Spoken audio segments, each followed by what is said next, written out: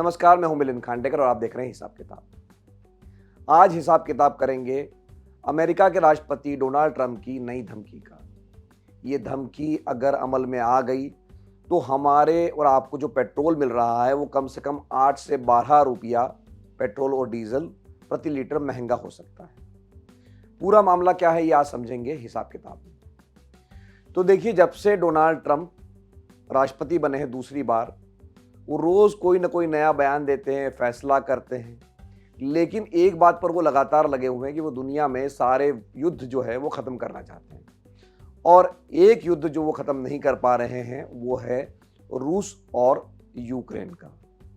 आपको याद होगा कि जब वो राष्ट्रपति बने थे उसके बाद यूक्रेन की जो राष्ट्रपति जेलेंस्की, उनको उन्होंने व्हाइट हाउस बुलाया था और वहाँ जेलेंस्की को एक तरह से बेइज्जत करके वापस भेज दिया गया था। उन्हें ही जिम्मेदार ठहरा दिया गया था अमेरिका की तरफ से कि युद्ध उनके कारण रुक नहीं रहा है। और ये याद रहे कि यूक्रेन जो लड़ाई लड़ रहा था वो कहीं ना कहीं अमेरिका के दम पर, अमेरिका से जो उसको मदद मिल रही थी उसके दम पर वो रूस से लड़ाई लड़ रहा था। लेकिन ट्रंप की तमाम कोशिश के बावजूद ये युद्ध नहीं रुका। अब जाकर उन्हें एक समझ में आ गया है कि इस लड़ाई को जारी रखने की जड़ में जो है रूस है, और इसीलिए अब उन्होंने धमकी दी है। 14 जुलाई को उन्होंने एक बयान जारी किया है कि अगर अगले 50 दिनों में रूस ने इस युद्ध को नहीं रोका तो वो रूस के साथ जो देश कारोबार करते हैं उन पर सेकेंडरी टैरिफ लगा देंगे।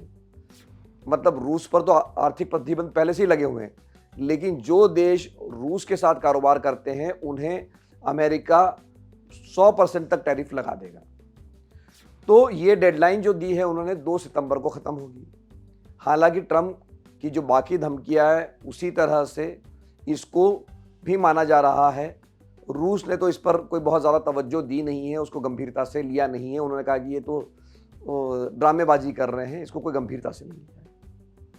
लेकिन ये समझ लीजिए कि अगर ऐसा हो जाता है तो हमारी अर्थव्यवस्था पर, खास करके भारत में, क्या असर पड़ेगा।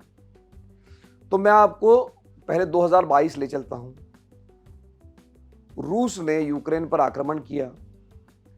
इसके बाद में रूस को रोकने के लिए, उसका विरोध करने के लिए अमेरिका ने, यूरोप के देशों ने उस पर आर्थिक प्रतिबंध लगा दिए।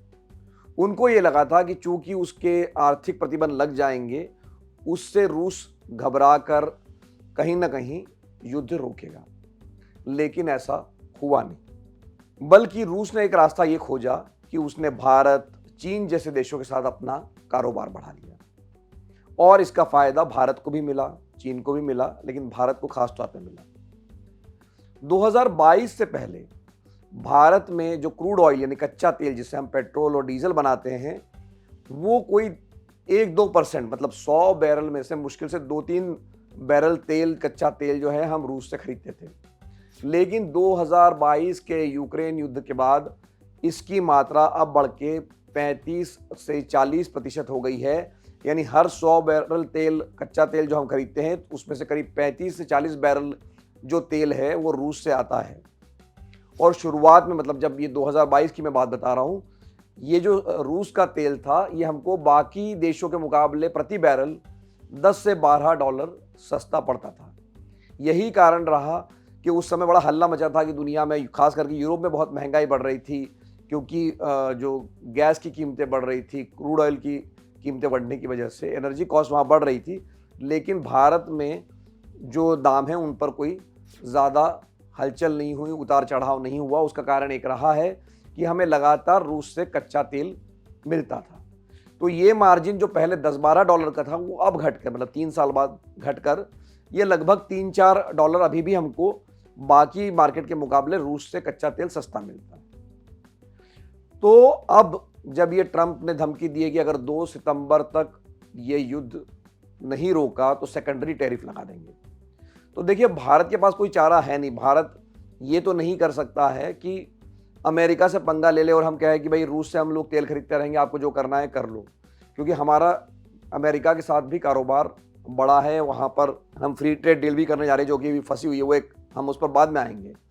लेकिन हमारे जो पेट्रोलियम मंत्री है हरदीप पुरी, उन्होंने ये कहा है कि अगर ये अमेरिका की धमकी अमल में आ गई तो क्रूड ऑयल, मतलब कच्चा तेल का प्रति बैरल दाम बढ़ के $140 तक जा सकता है। उनका तर्क यह पुरी साहब ये कहते हैं कि दुनिया में जो कच्चा तेल का उत्पादन होता है उसका 10% रूस से आता है, और अगर पूरी दुनिया मतलब भारत, चीन और अन्य देशों ने अगर रूस से तेल खरीदना बंद कर दिया या रूस का जो 10% तेल बाजार में आना बंद हो गया तो तेल की कीमतें बढ़ जाएंगी। अब सवाल ये है, हमने एक हिसाब लगाया कि अगर भारत को कच्चा तेल रूस से जो मिल रहा है सस्ता वाला, भले अभी वो $3-4 ही सस्ता है, वो मिलना बंद हो जाए, और जैसा कि पेट्रोलियम मंत्री कह रहे हैं कि अगर दाम $140 प्रति बैरल चले जाएंगे तो फिर क्या होगा? भारत को तो तकलीफ होगी, पूरी दुनिया को तकलीफ होगी। मतलब हरदीप पुरी का कहना यह कि इसमें सिर्फ भारत का ही नुकसान नहीं, इसमें अमेरिका भी नुकसान में रहेगा, क्योंकि अगर कच्चे तेल की कीमतें बढ़ जाएंगी तो उसको भी नुकसान होगा।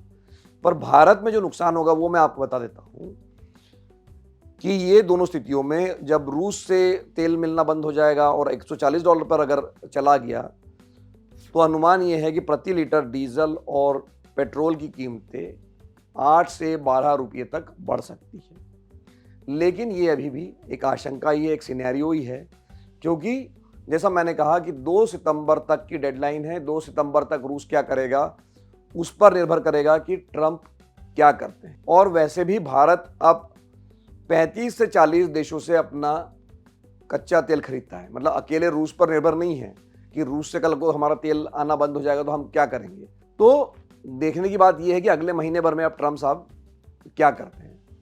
पर कहीं ना कहीं ये भारत के लिए एक नया सिरदर्द है, क्योंकि जो फ्री ट्रेड डील हमको करनी है अमेरिका के साथ वो अभी भी फंसी हुई है। रोज़ रोज़ बयान आते हैं कि भाई अब डील होने वाली है और अभी भी हुई नहीं है। हालांकि अब जो नई डेडलाइन है उसके हिसाब से 31 जुलाई तक या 1 अगस्त तक का समय है और वो निकट भविष्य में वो डील हो जाएगी, ऐसी उम्मीद की जा रही है। लेकिन अब ये जो सेकेंडरी टैरिफ का है, क्योंकि वो जो डील है वो प्राइमरी टैरिफ के बारे में है, वो तो भारत से जो सामान अमेरिका में जाएगा या वहाँ से जो आएगा उसके लिए डील हो रही है। लेकिन अगर ये सेकेंडरी टैरिफ लग गया सचमुच में या अमल में आना शुरू हो जाएगा तो भारत को दिक्कत बड़ी हो सकती है। ये एक नया सिरदर्द ट्रंप ने, कहाँ तो लड़ाई चल रही है रूस और यूक्रेन के बीच में, और उसका खामियाजा भारत में हम सबको भुगतना पड़ सकता है। तो आज के हिसाब किताब में इतना ही। इस एपिसोड को लेकर अगर आपके कोई सवाल है तो हमेशा की तरह मैं उनका जवाब कमेंट बॉक्स में देने की कोशिश करूँगा। एक बार फिर से आपका बहुत बहुत धन्यवाद। नमस्कार।